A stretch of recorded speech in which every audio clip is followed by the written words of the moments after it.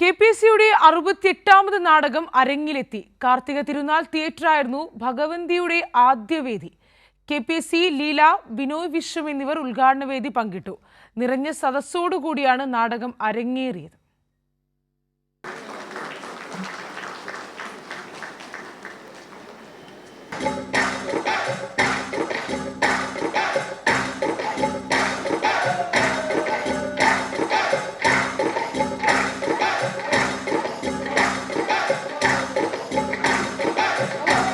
KPSC അരങ്ങിലെത്തുന്നത് അതാത് കാലത്തെ രാഷ്ട്രീയം സംസാരിക്കാനാണ്. അത് കൃത്യമായി കലയിലൂടെ വരച്ചു കാട്ടാൻ KPSCയുടെ നാടകങ്ങൾ ഒരു കാലത്തും മറന്നിട്ടുമില്ല. ഇക്കാണുന്നത് KPSCയുടെ 68ാമത് നാടകമായ ഭഗവന്തി.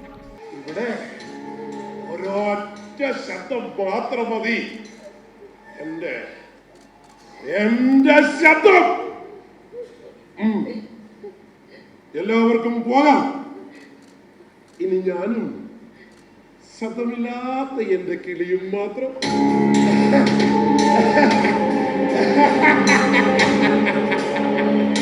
കിളിയേ,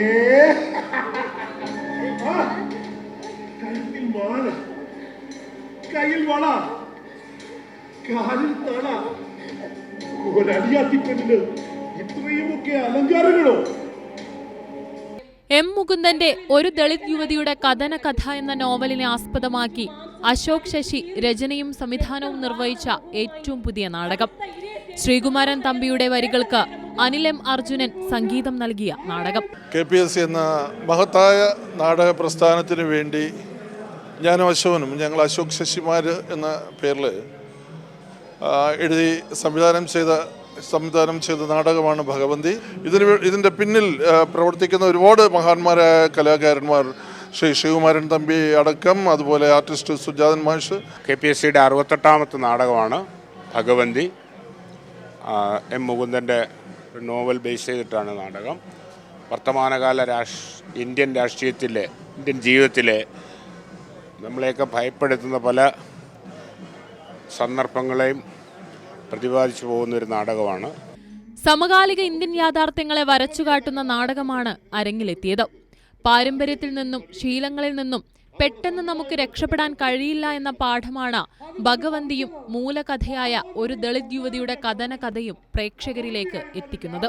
അടുക്കളയിൽ നിന്ന് അരങ്ങത്തേക്ക്, പാട്ടബാക്കി, കൂട്ടുകൃഷി, നിങ്ങളെന്നെ കമ്മ്യൂണിസ്റ്റാക്കി, ഭഗവന്തി എന്നിവയ്ക്ക് ശേഷം ഇനി ഏത് നാടകം എന്നതാണ് ഇവിടെ കൂടിയ ഓരോ പ്രേക്ഷകരുടെയും മനസ്സിലുള്ളത്. പക്ഷെ സംഭവിച്ചതോ? ഭഗവന്തി എന്ന കഥാപാത്ര ശരീരത്തിലേക്ക് കടന്നു കയറിയത് രാധിക എന്ന ഈ നടിയുടെ വ്യക്തിബോധം. അതോടെ സംവിധാനം വരച്ചിട്ട കളത്തിന് പുറത്തു ചാടി കഥാപാത്രം അത് വന്ന് പതിച്ചതോ? പാവം നമ്മുടെ പ്രസാദിന്റെ കവളിലും. കൈരളി ന്യൂസ്, തിരുവനന്തപുരം.